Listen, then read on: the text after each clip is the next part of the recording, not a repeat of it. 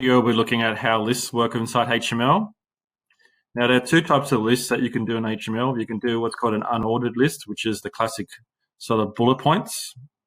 And you've got the ordered list, which is the numbered list.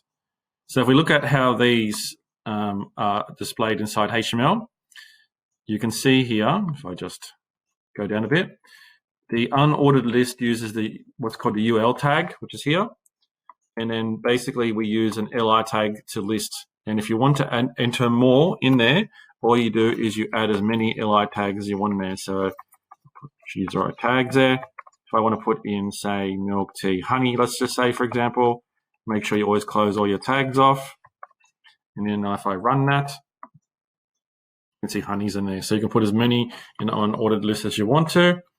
The ordered list is the same thing. Go across here. Yeah, it's not really working well for me, is it? All right, so I just close down my picture.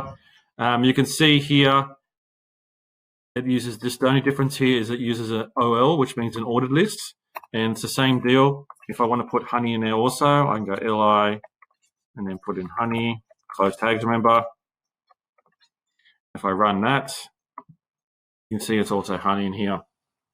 These are really good tags to use. Actually, list tags become really vitally important in CSS, especially in layouts, because we actually use them to count across the page and to order what we call individual elements or panels of the screen. So playing around with these tags and getting used to them, whether they're unordered or ordered, is going to pay off, especially when it comes to CS in future videos. So please look at the extra information, my links in the YouTube video.